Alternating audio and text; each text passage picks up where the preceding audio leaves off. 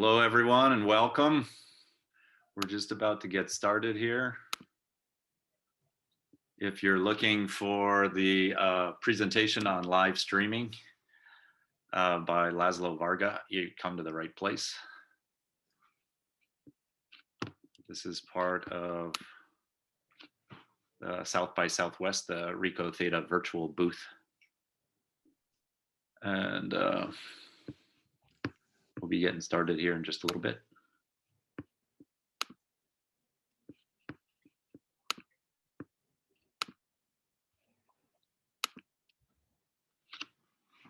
In fact, the good news is Laszlo himself is just showing up. So that really makes it a party.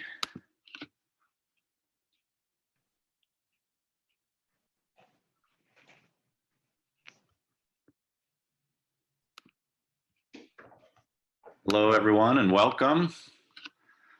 If you're looking for the presentation on high quality live streaming using a RICO THETA by Laszlo Varga, you're in the right place. This is part of South by Southwest, a virtual booth. And we'll be getting started in just a minute or two here. Just a few house cleaning items. My name is Jesse Kasman. I'm with THETA360.guide. We're a developer community that helps with RICO THETA. And there's all sorts of resources there and ways to work on your ideas and build products. So if you don't know about THETA360.guide already, by all means, come by and check it out. Repos, YouTube videos, documentation of all sorts, and lots of friendly people as well. So for today, these are just a few, we'll try and keep it super informal, but please stay on mute while Laszlo is doing his presentation. You're very welcome to ask questions. If you haven't used Zoom before, I'd be surprised at this point after a year of this, but the chat icon is down at the bottom. By all means, use it, and we'll gather up questions and get started. So yeah, maybe I'll go ahead and give an intro. Laszlo, I think I see you online there. I'm going to switch over to you in just a minute. Laszlo is going to be covering high quality live streaming. He's doing this for art and travel experiences. He's using a mobile, for mobile live streaming, a THETA plugin. And he's built this streaming system. He's the software architect and CEO of Web and Build Solutions. And he's got lots of great details for us today. With no further ado, Laszlo, I'll drop off of here.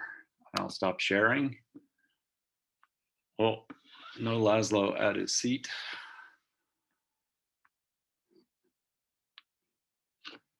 Laszlo, I can't hear your audio. Hello. There you go. Can you hear me now? Yep, can hear you great. Okay, great. Hello, nice to meet you. Let me start sharing my screen and start the presentation. Thanks for joining.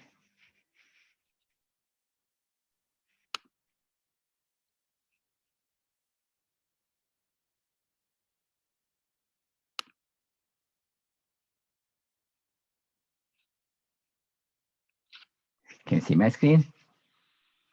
Yes, I can see it. Looks great. Okay, let's come back to the website a bit later. So actually, this the goal of this presentation is to share what we built and maybe to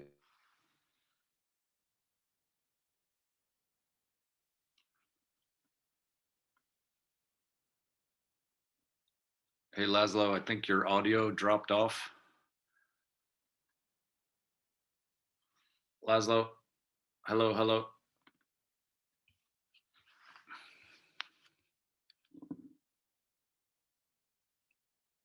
Hello, Laszlo. Am I the only one who can't hear him? Yeah, your audio is off.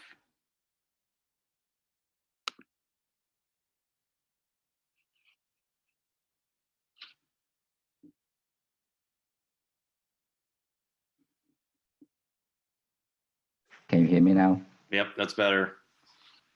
We'll try again. Yeah, that's good. I can hear you loud and clear. Okay.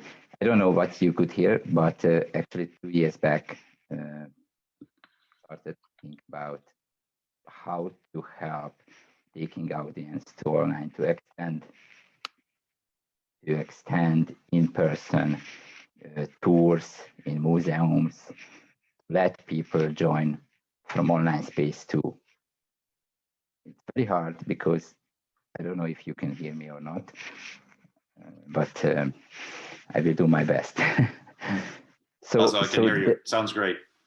So the work started 2019 summer, and I don't know if you could hear, but my wife was planning to get to a place, and she couldn't get at that time, and she asked me why I can't join online, and it was a surprise for me too, because it was before COVID actually.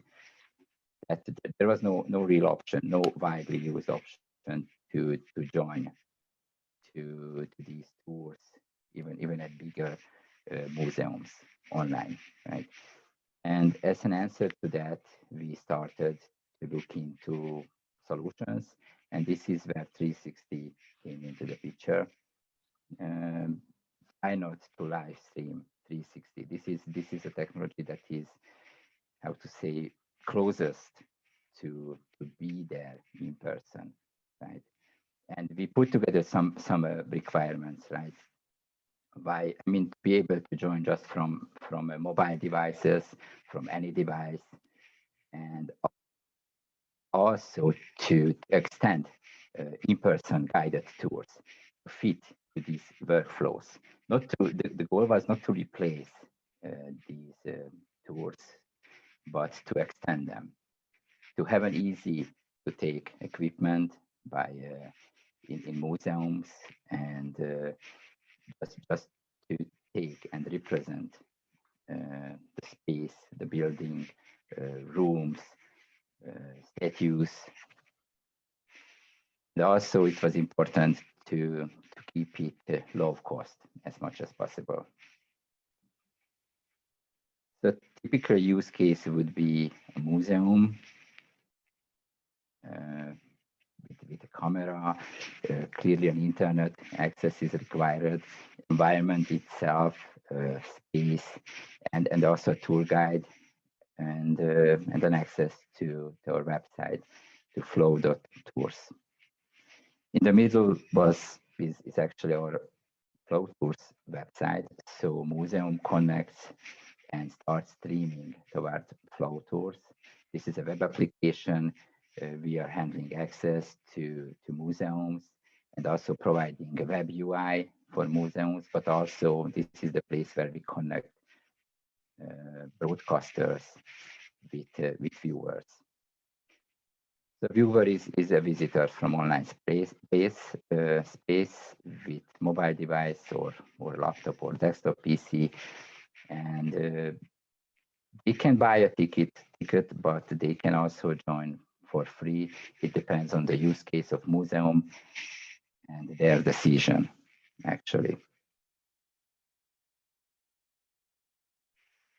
So at that time, we started to look into different cameras, and here are some of the requirements that we gathered at that time. Right, clearly we focused on 360 cameras, 4K resolution. Also, it was important to be able to wirelessly stream, and image quality in low light condition was also important. And it was also a goal to be able to stream for an hour at least, but hopefully more. Also, charging while streaming was important, and the cost of the full equipment, not just the camera, but the full equipment. So this means also that in-camera stitching would be important. And also, it may be important to be able to roam between access points, Wi-Fi access points. I will come back to that a bit later.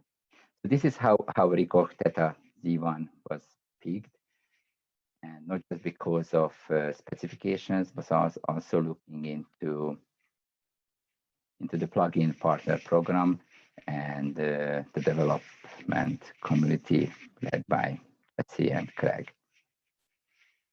And the information I found there. So I was looking into code and samples and all the examples even before buying a camera. So there was already an original wireless live streaming plugin available.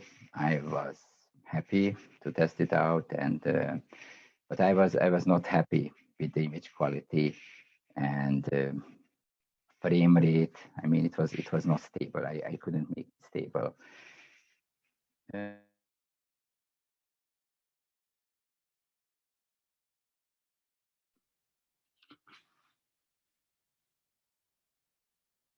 Hey, Laszlo.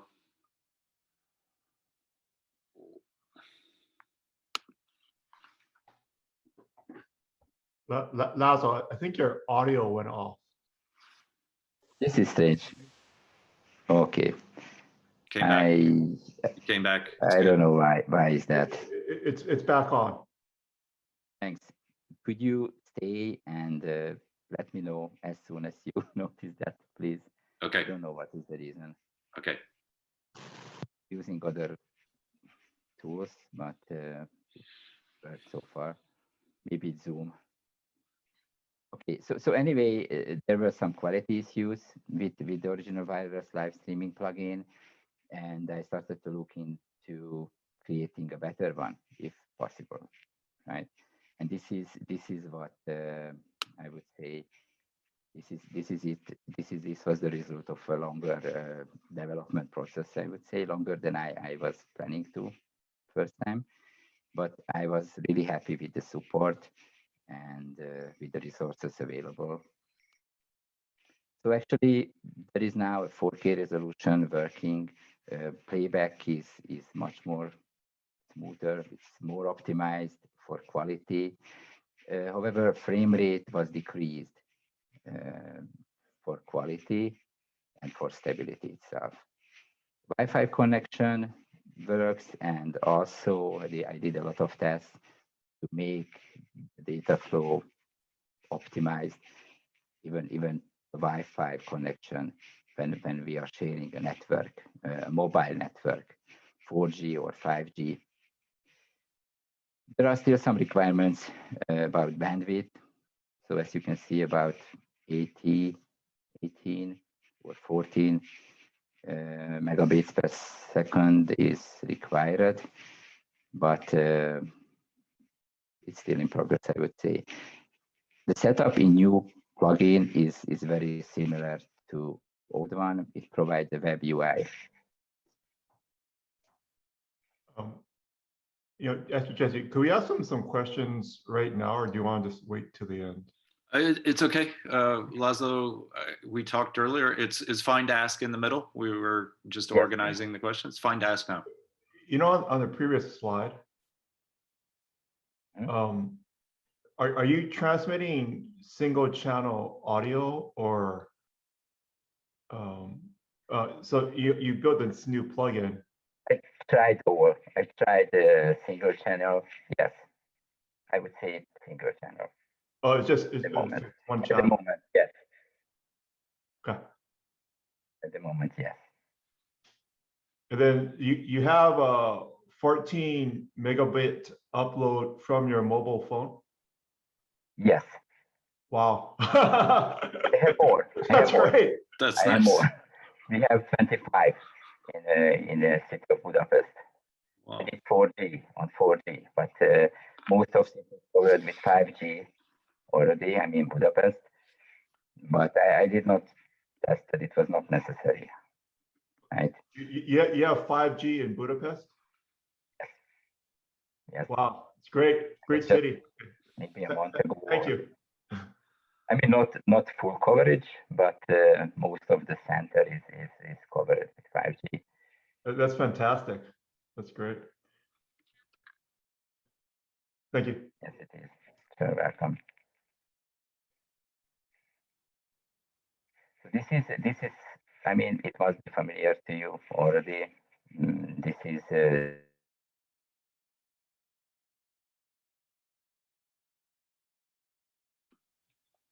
Laszlo.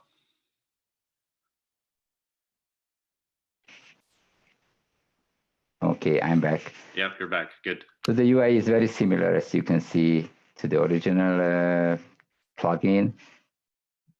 You will see some resolution changes and also some other bitrate options.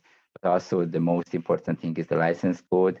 This is the place where someone who is planning to use the tool will have to enter a license code. And also the URL, the RTMP server URL with the secret key. It can be also YouTube, actually, as in original plugin. But to use and to be able to stream to FLOW.TOURS will be needed a license code. So the license, it's like a paid license, right? It goes to your site.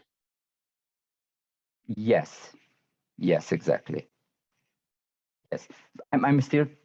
I mean, I'm still thinking how to say need some clearly. I will come back to FLOW.TOURS. I don't know, after a page or two, but mainly need to have some kind of control who can connect to FLOW.TOURS.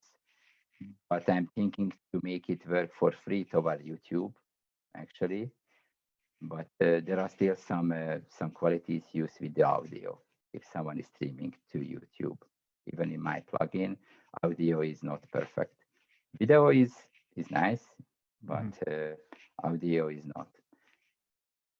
The original plugin, it didn't have the ISO sensitivity, right? You added that in. That's new. ISO? Yes, it's not visible. It's not visible here. I'm planning to add some more options here. Yes, sensitivity, and we'll see. I mean, clearly, I noticed that there is a need, to set right how bright is an environment, and what is more important for the user itself. I mean, for me, it's important. For me, it was useful when I did some outside location tests and indoor. I mean, it can be important. Yeah, so the light when you're streaming, I think most of the current streaming methods, it can't really adjust for the lighting for live streaming. So you built some special technology to adjust the ISO. Is that, or your plugin is accessing the ISO settings?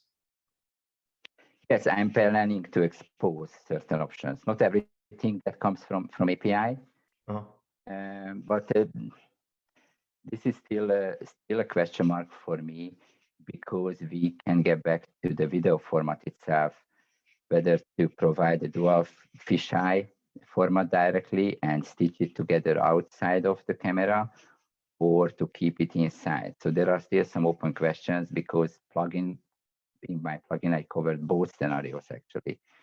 But directly using as an output dual fisheye, it has great impact on quality at the end, and stitching outside of camera. It's great. We'll need more tests. Yeah. Need more tests.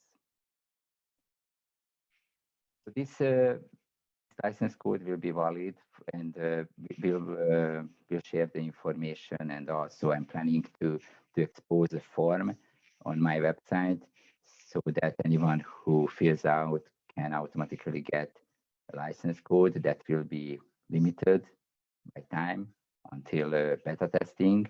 We'll discuss that, how long or how will that work. But anyway, the goal is to get this license code automatically by filling out a form on my website, and then user can go here, enter this, and activate. Maybe this is not going to be final. I don't know yet. But I clearly I want at some point to stop beta testing and then to use this.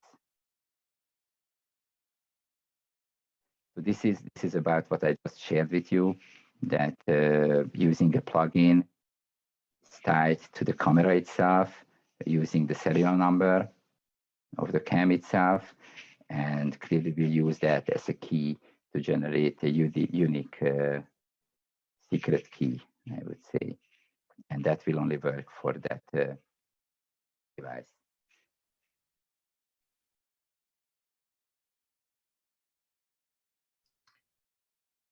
Did you set your company Yes. name as FLOW.TOURS? Is that the official name now? That's not not the company name, but it's the website name, streaming platform. I have another website for company, but actually this project I'm working on, this is related to FLOW.TOURS. FLOW.TOURS, okay. Yes, FLOW.TOURS.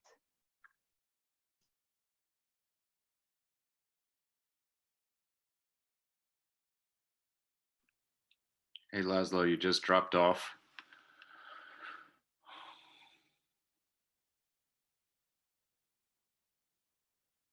Laszlo.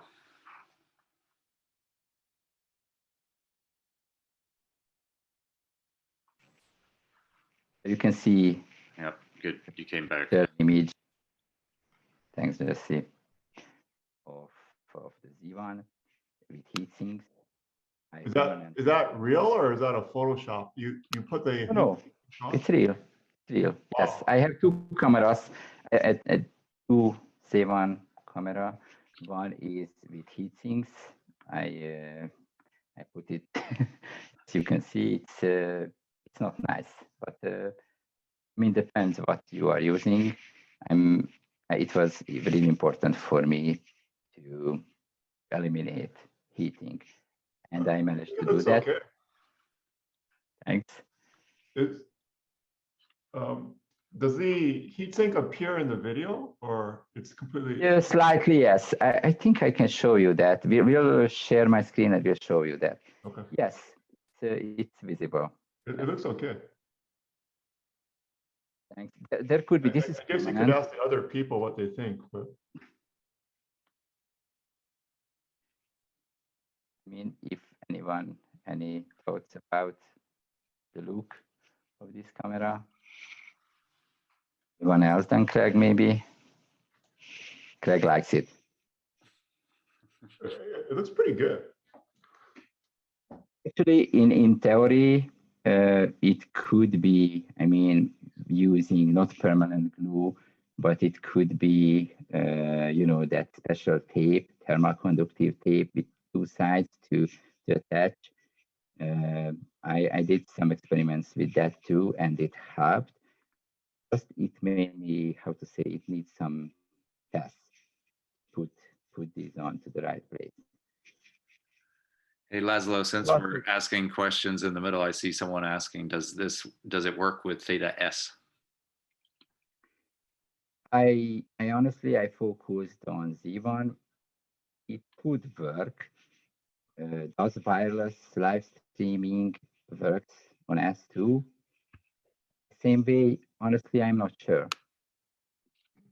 The THETA S outputs motion JPEG in dual fisheye.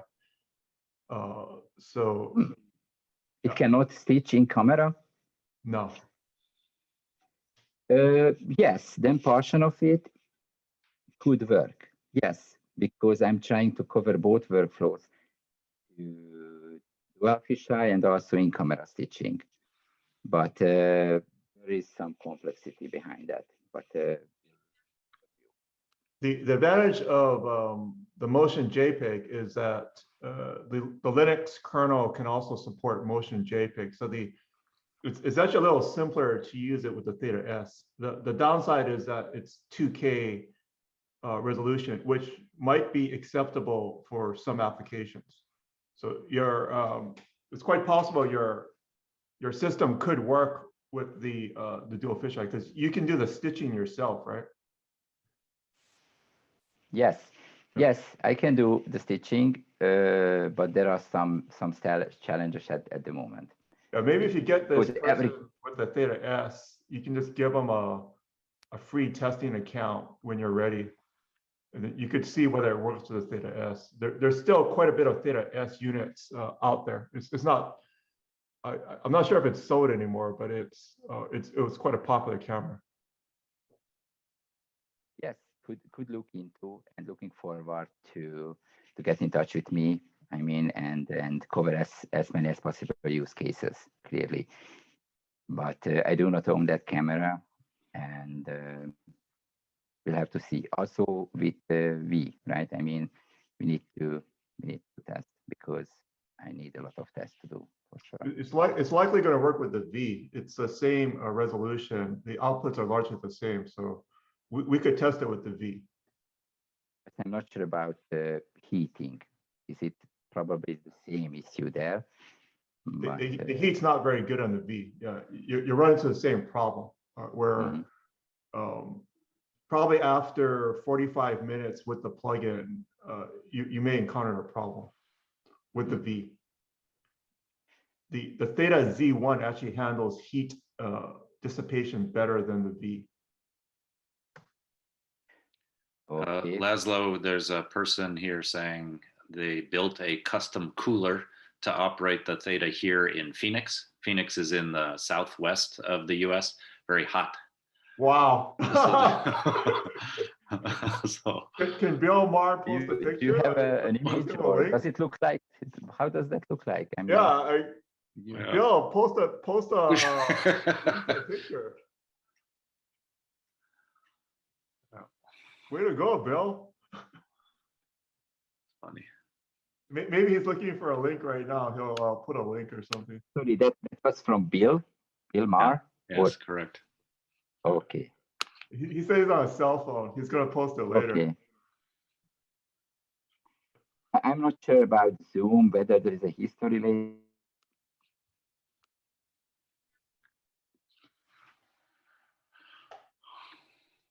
Laszlo, we lost your audio again. Yeah, maybe the people in the southwest United States have solved problems that the people in Budapest have not encountered yet due to the weather differences. That's great. Phoenix is hot.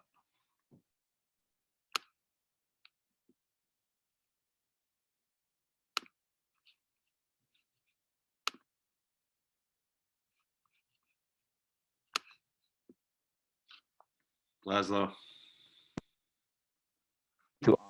I need to unplug You came every back. It's great. minute. So yes. So now about FLOW.TOURS streaming platform. This is I mean, clearly we optimized to 360-degree video and cover as much as possible use cases, streaming via RTMP. Playback is directly in browser, and it works on iPhones, Android devices, and no need, this is important, that there is no need for additional software. Transcoding to lower resolution for handheld devices. And what I want to highlight is that behind FLOW.TOURS is actually dedicated media server. It means that if someone, and that was the main, how to say, the main principle that we followed, that if someone is broadcasting on our system, we make sure that broadcaster gets full bandwidth of processing power and whatever Amazon provides under G4 instances. G4 is a GPU powered server. I would not like to go into details there, but what is important that we also use Amazon to deliver CloudFront as a CDN to deliver video worldwide. Laszlo, on this slide, can they view it within a a VR headset. You know, for some types of art or museum work, they may want to actually put it into a headset, even within maybe like Google Cardboard or something like that. Is there any? Yes, if there is a browser support, and in theory, yes. In theory, yes. In background, this is not a secret. I'm libraries. I mean, we need to check clearly and do some direct tests. Yeah. But Does it detect? You know, normally when you view it on a mobile browser, there's like a little button you press. Yes, Or, there is. You have it. Okay. Have it, but I did not test fully. Okay. I was planning to get a device, I mean a VR device to test, but I did not get there yet. You could just test it with a mobile phone, right? It's based on where they look, and then there's like a little dot normally, and then you can either click on it with a clicker, or if you don't have it, maybe they can look, and then that's how they navigate with just their head turning.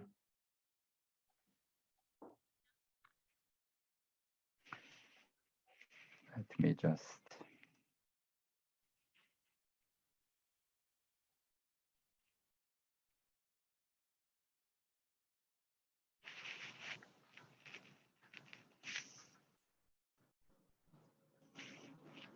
Hello.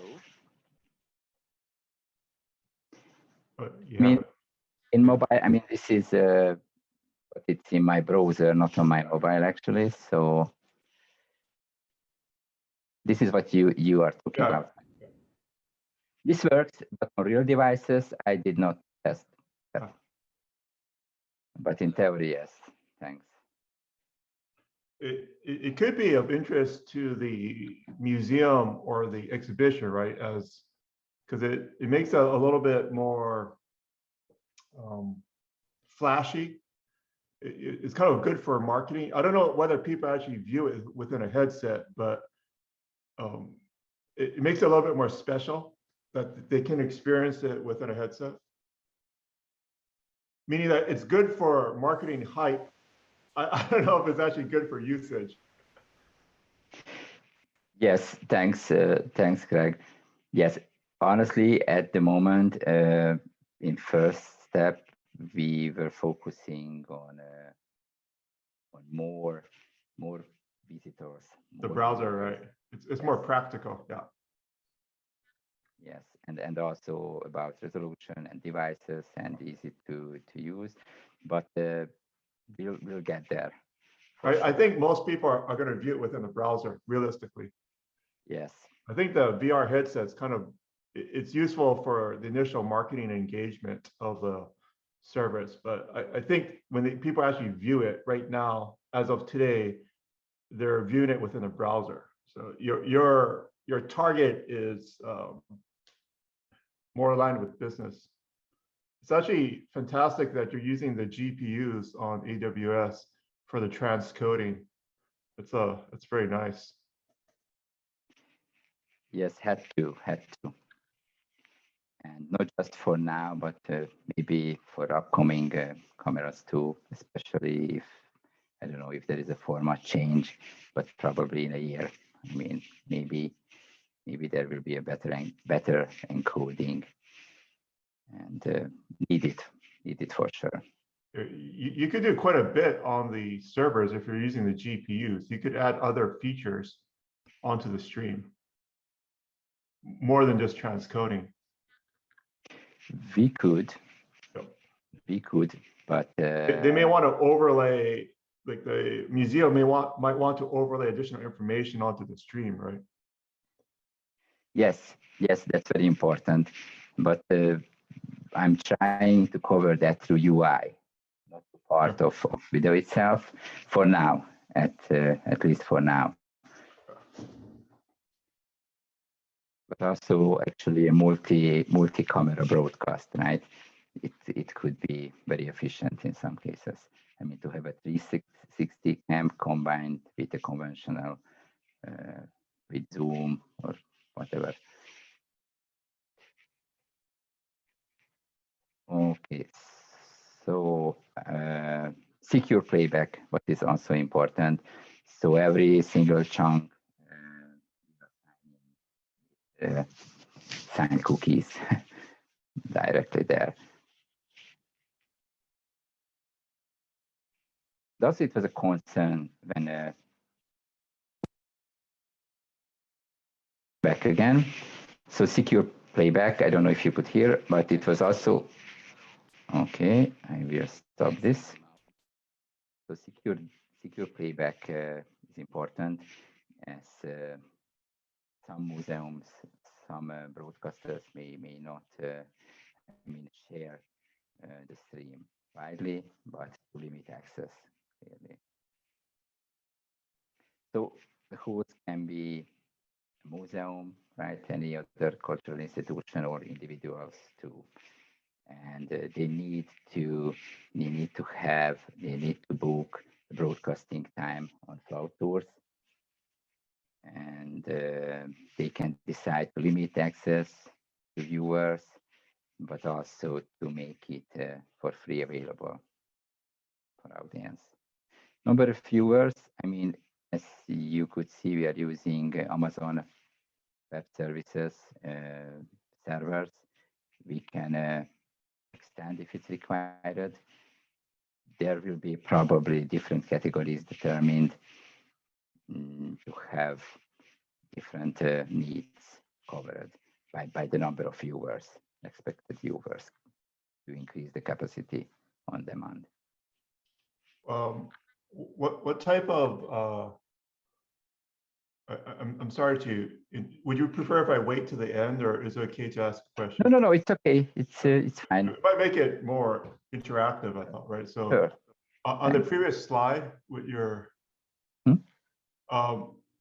So the museum audience, they may actually want to send messages to each other. Can they chat or exchange anything with each other? Yes. I mean, with viewers, right? With audience. Yeah, the viewer. Yeah. Yes. Okay. Yes. So it's important that while viewing, I think I enabled already here. Yes. So this is they can add Comments. I mean, clearly visitors can add comments. UI will improve here, but they can add comments and ask questions. Other visitors can even give likes to these comments, and the museum can answer some of these top rated questions. Decide to answer during. Is that live, or is it from the saved file? It's live. Live. It's like a forum, clearly, but also we'll do some improvements there to maybe show directly if someone is watching full screen, right? To have some UI improvements that incoming new messages to show here, right? This will be probably next phase.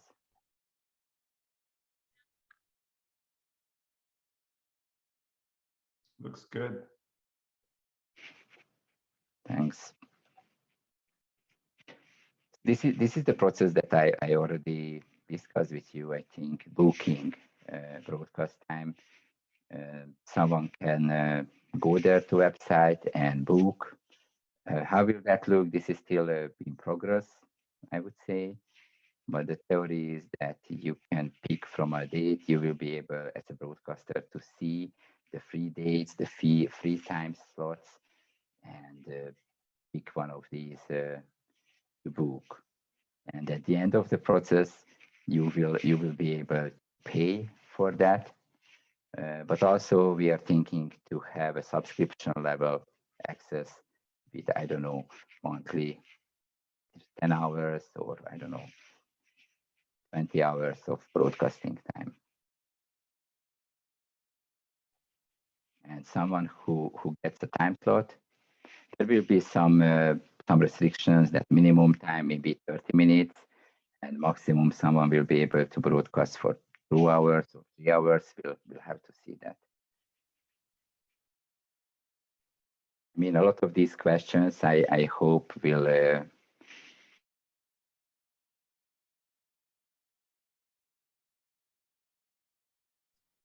How do you add the content to the second bullet point? So it says you can, your audio is off too, but I'll just continue my question. The second bullet point is quite interesting, right? You can add elements like to the paintings, the sculptures, high-res images, and text. So these bullets 2 and bullet 3,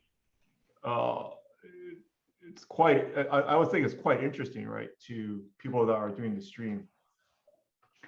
Yes, it's important.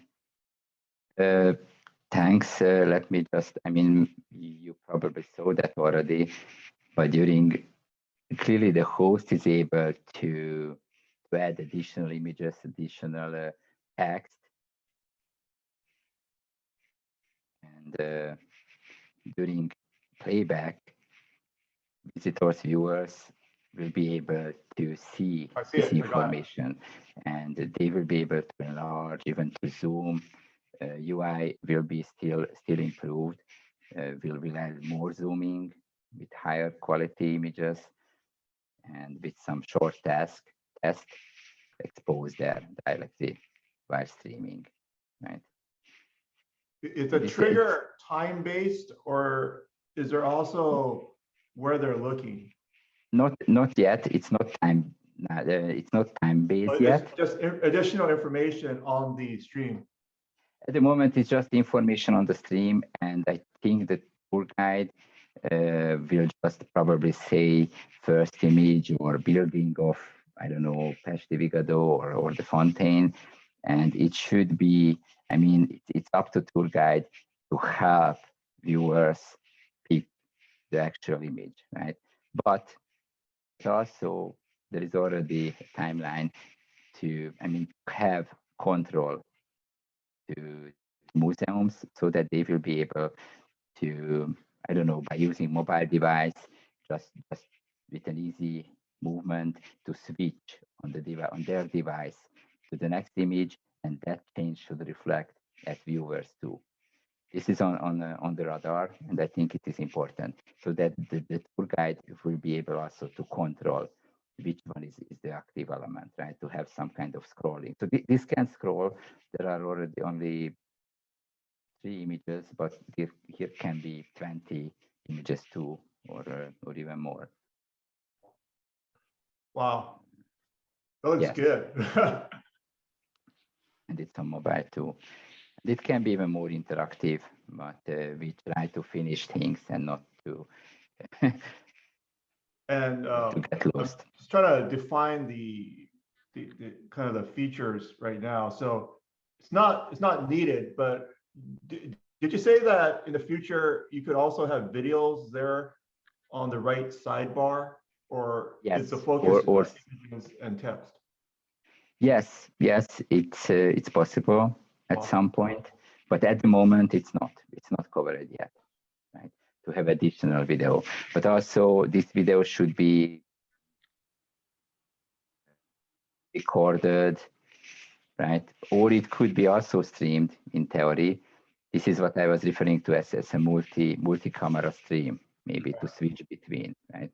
And also it could be a screen share, honestly. One of these blocks could be a shared screen, right? That was great. It'd be great if you launched it during COVID-19 shelter in place, because there's a lot of art, also dance schools, those kinds of things. They need to show their recitals. Hey, Laszlo, we have a couple other questions while you're doing it. Have you considered or experimented with streaming from a robot or a drone? Oh yeah, there you go. Oh man. Yeah. Honestly, yes, but I mean, not sure. It could make sense. It would be interesting. Kome, what's your idea?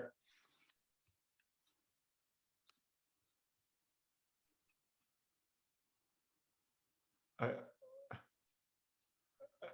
It's you know, possible. he's in Kome, the guy that asked the questions in California too. So the restrictions are pretty strict in California right now. Maybe maybe he has concerns that sometimes the videographer they don't want to go on site, right? There's restrictions on actually just getting access for the videographers now sometimes. You want also to control the drone from, I mean, there is latency. I mean, clearly here, when we broadcast, we optimize for number of viewers in this use case at least. And you would not be able to control it because there is about 15 seconds of delay or 20, depending where you are streaming from, and where is the viewer actually located. There can be even 30 seconds. Mm. So in this use case, I'm not sure if it's to control the robot or if it's to use. There could be a separate controller for the robot. I think he's just referring to bringing the robot into like I mean, a music hall or something, or it's not tied to anything. I mean, you can do with the camera whatever you need, and it's safe, but it has some requirements, like clearly the network itself, right? You can connect to Wi-Fi, or also place maybe a mobile phone on that drone. It may be required, or robot with the proper good bandwidth available. There shouldn't be any issues to use it. I could be a robot here, honestly. yeah. I was using and here you can see the heat sinks, right? Yeah. I mean, I know it's not perfect, but for live streaming, I think it should be fine. And also for streaming for more than an hour or 2 hours even. Jesse, there's another question about the translation. Yeah, Laszlo, what languages besides English will you support on your website? And then this is Bill Maher. I'm interested in using auto language translation. This is at the moment. This is a multilingual website. In background, a Drupal 8 CMS is behind that, the web UI at least, and it's multilingual. At the moment, I think we have Hungarian there. We could connect it to have auto translation enabled, but all the entities, all the content is translatable. And as you can see, we switched to the Hungarian version, and there are some more videos, but this is not available in English. So it's not just multilingual, but also it can be regional, and the content can be different across different regions and languages too. But it's not connected yet with any automatic translation services, but it can be. Bill Maher is just like a font of information here. Like he has the cooling system and the internationalization.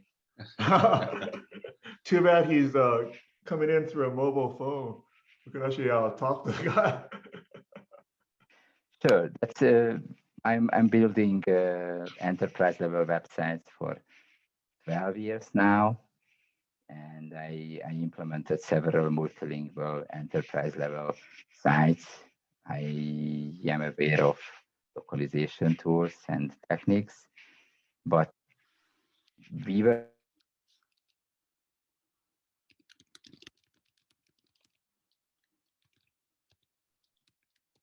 Your audio dropped off.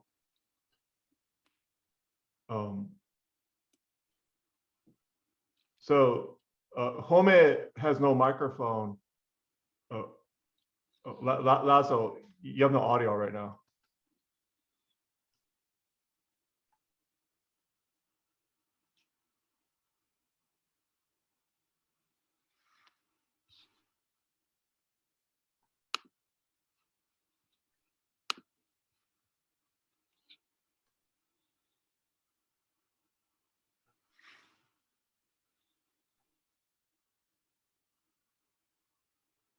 Laszlo. Yeah, I don't think he knows his audio dropped. Yeah, I think he's doing a nice description, not looking at us. Yeah.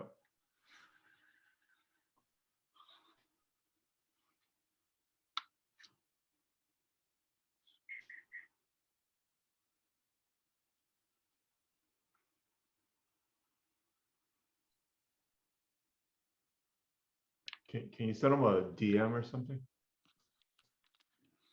All right. Laszlo, hello. He's probably looking at the presentation, right? He can't see us. Yeah.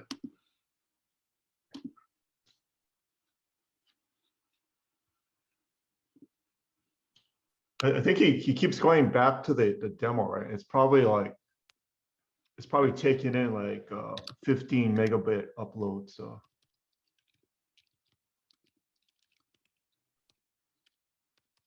I wish I could hear him because he's editing the content right now. This is like a kind of a key part. Oh man.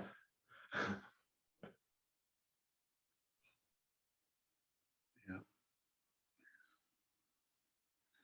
Just looking at the languages. Yeah.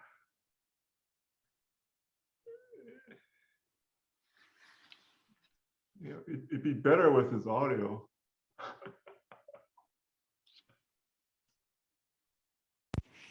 okay. Maybe I was on mute again.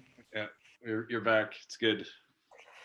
Okay, so it's not implemented yet, but why not? If someone will have a lot of events, it could be an auto translator there behind. Okay, this is how booking will work. I think you saw this already. And what I just said before, I don't know if you heard that, but broadcaster will be the owner of content, right? So providing a UI to edit and change some of the content of the event, like these images, related text, and maybe what I wanted to show you, where is that sample?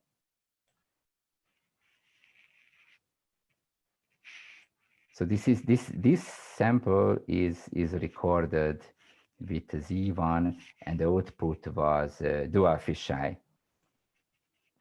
So I can even edit and switch the video format to conventional 2-dimensional. You stitched it in real time yourself? Yes, this is stitched. This is what I wanted to come back to. It's amazing. So this is it.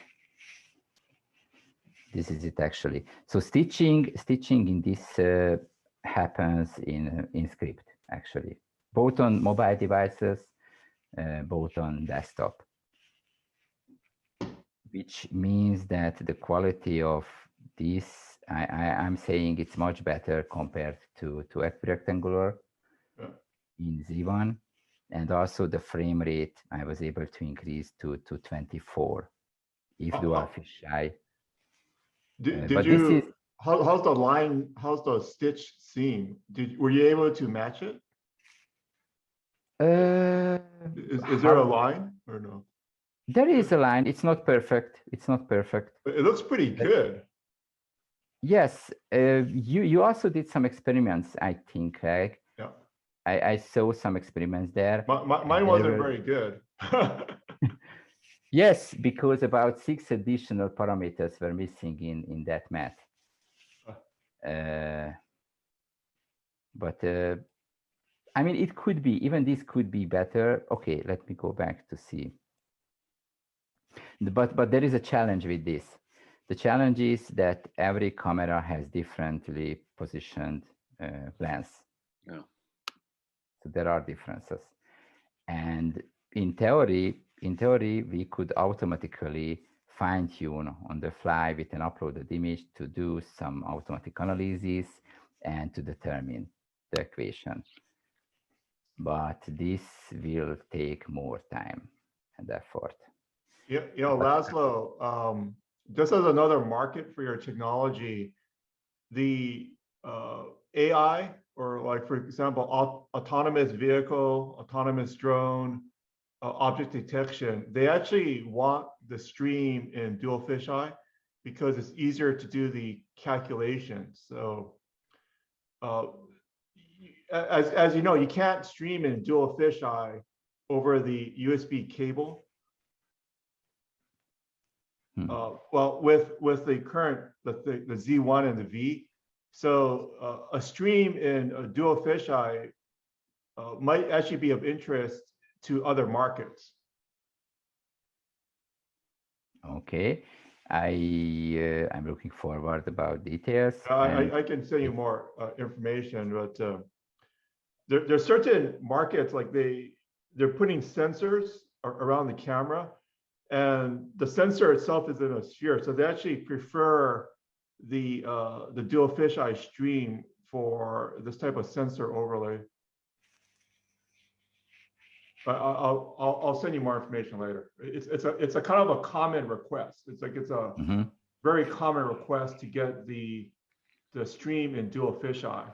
It's for like object recognition or distance calculation. Okay, I understand. Yeah, you got it right. Yeah. Yes. Yeah, I was thinking whether to cover dual fisheye because for my use case, it may not be the best because of difference in cameras, right?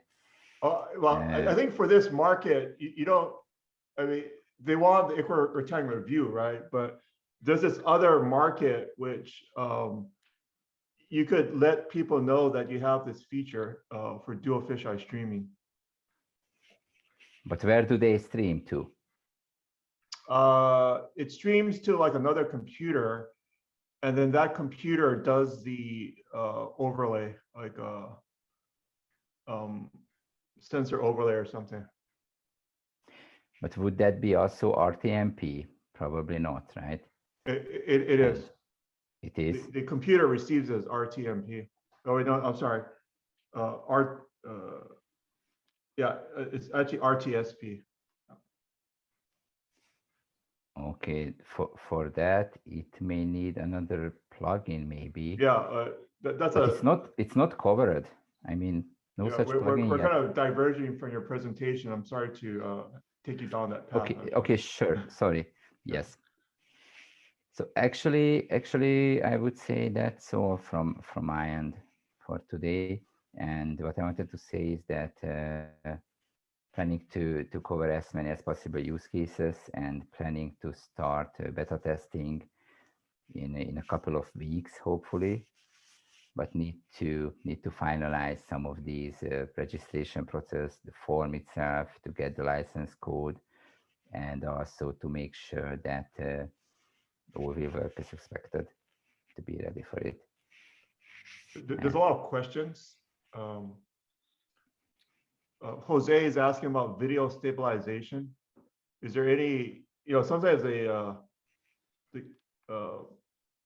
if the camera is moving, in any way, yes, video still, like when you're walking, yes. For example, you have a demo when you're walking. Yes. Do you do video stabilization? No. How to say this? This is 20 frame per second. Yeah. And already I could do a better test, because if it's increased at 24, it's more smooth, I would say. Yeah. But clearly it's not optimal. right? There could be a gimbal used, right? Or Is it possible to add it in the future? Because you're doing a transcoding, right? You might be able to actually add some other features onto it with the GPU processing. I am not sure, honestly. Okay. I'm not sure. I don't know. I am not There's sure about another that. question. Bill Maher from the Southwest in the hotter climates with more experience in cooling is asking about 180, just streaming from one lens.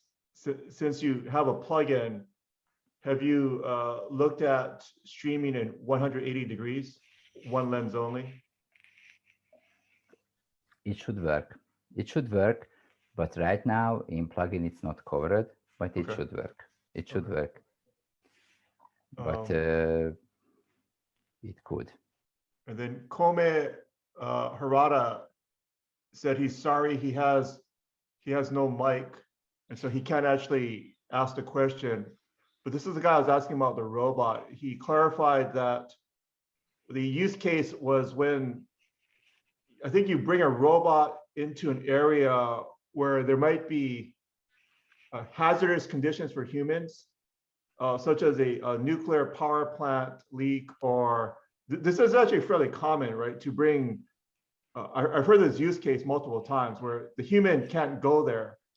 So there's a separate system that drives the robot into like maybe someplace with radiation, or the air quality is bad or something, and then you just stream the robot from there in order to do the inspection. So I don't think he's maybe you don't need to comment, but he just wanted to elaborate on the use case was a situation where it's kind of hazardous for a human to go there. Yes, I mean, these assays, my solution assays, could not work because of, if I understand correctly, someone would like to control the device while moving, I think the robot has its own controller. It's not using the camera to control the robot. The robot probably has either autonomous or other things on it to control it. I think he just wants to stream it from the robot. It can work without this use. It should work. I'm not sure about Wi-Fi connection and the effect of, I mean, in case of radiation and the distance between, but with a 2G Wi-Fi, I mean, it can work quite well. And I also used a microcomputer, Raspberry Pi, and I was able to extend the range of Wi-Fi a lot. Okay, so but the Wi-Fi extender, is that what you said, might help? Yes, yes. I mean, I don't know about the length, the distance itself, but it should work if RTMP is fine and viewing on website directly in browsers and mobile devices. But need to understand that there is that latency about 20 seconds depending on the location. So in the case of drones, I know they also use specialized radio transmitters to transmit the video stream over distances up to a quarter mile if line of sight. So I think for drones, there's also the separate, which is not the focus of your presentation, so I don't want to derail it, but I think there's another mechanism to stream the data from the drone, which people on the forum are doing. But there's another question from Bill Maher, and he says that his use case involves remote interviews of hospitals, prisons, and war zones. Ideally, he would like to use a satellite connection for the live stream. It might be related to federal government or something here, but it seems like they want to interview people, or he might be a reporter. I'm not sure, but there's these cases where he wants to maybe interview people, not just a live performance, but and I think during the interview, you want to see the surrounding area, Like if it's a war zone, for example. Mhm. That's interesting. Just again, the delay, right? I mean, is it a requirement to? But it's not, I guess. What's the But latency? both parties should be on the same location, clearly. I mean, if you want to ask questions from US and to have Z1, I don't know, somewhere in Asia or Africa or Yeah. Europe, right? Then there will be that issue with Okay. the delay. What is the delay? What's the latency right now? Depending on the location, now the server, the media server is in Europe.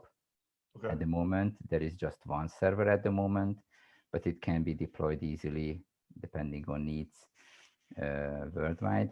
But if someone broadcasts from Bangkok, we did a test broadcasting to Germany media server, and viewers were again in Bangkok. It was about 30 seconds. 30 seconds, okay. 25, 30 seconds, yes. So your target audience are for these type of live performances or other things where it's acceptable to have up to a 30-second latency, 30-second delay between the actual action in one part of the world and the viewer seeing it. Yes. Okay. Yeah. Yes, mainly yes. But what I just said, 30 seconds, we need to measure again. Because this was a long time ago. And actually, I was even testing some special use cases. And I think I decreased this already, but need to do tests and see. Yeah, fair enough. Fair enough. Yeah, that latency issue it's tough.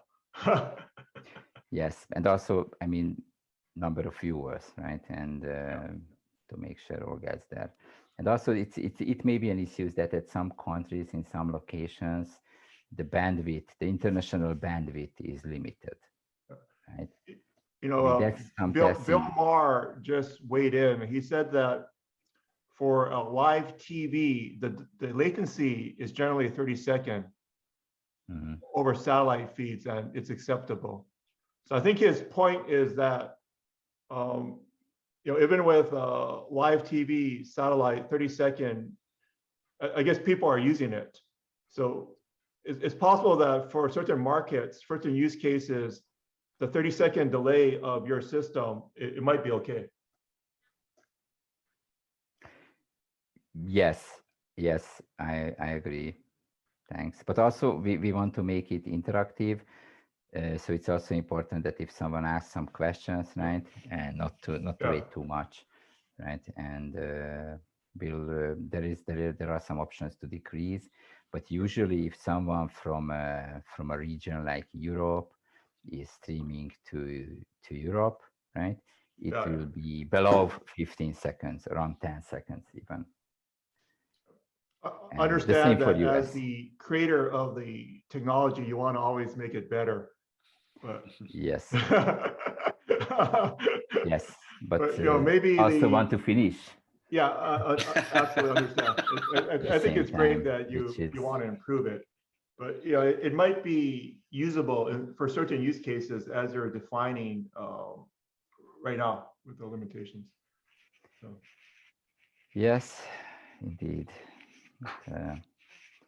You just need to clone yourself and have more people like you to finish the system development. That could be another project in Budapest. I mean, it could be in some cases useful, but I don't know. Yeah, I understand. You're hesitant because of the latency and then the overlay you're still working on. But I guess when you have the beta testing at some point, it seems like people might be willing to check it out, to test it. Yes, and clearly I would like to make it available also for THETA V cameras. Yeah. And we'll see at least these two minimum, but we'll see that in 2K. But I'm not sure. We'll have to come back to that. I have a I have a Theta V, and I just replaced the internal battery myself this past weekend. Successfully, I Yeah, believe. I'm proud that I was able to take it apart and change the battery. You can stream to my platform and see how that works. Yeah, I'll test it when you have the plugin, right? Like Yes. when you put it out for testing, I'll test it. Yes, indeed. There's some We'll let heat you know. problems with the V. It's actually more of a problem with, you know, because the V is smaller, right? So the surface area of the V is less than the Z1. Because the Z1 actually has a bigger surface area, you have more heat dissipation.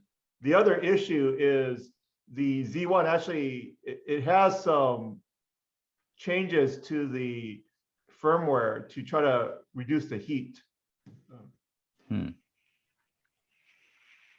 And that V, I mean, sorry, the changes in there are for Z1, right?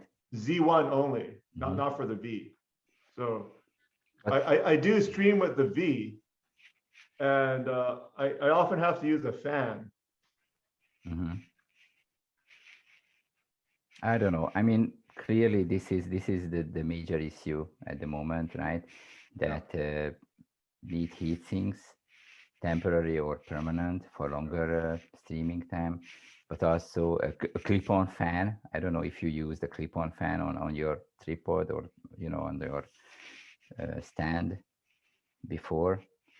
It can also help, but it looks ugly, but it works if you put it down. The fan works. Yes, I agree. Yes, but there are some battery-driven small mini clip-on fans, right? Okay. But I prefer heat sinks. But Jesse, I think we're actually over the time. Huh? Yeah, I think we've gone over time, but I think this is great details. Laszlo, I want to give you a big thank you. I know it's evening time for you. I appreciate you putting in all this effort. And thanks to everyone for your questions. We'll have this up as a YouTube video. So if there are details, you can also come to theta360.guide anytime, ask questions. If you got specifics for Laszlo, we'll help you connect with him as well. Yeah, thanks to everyone for asking all those questions. It really, I think, caused everyone to think about what the possibilities for live streaming could be in the near future. Laszlo, thank you very much. Thanks for watching, and thanks for all of you. And you too, Jesse, Craig. Thanks. Thanks for everyone else for participating. Take care. Bye-bye. Bye-bye. Thank you.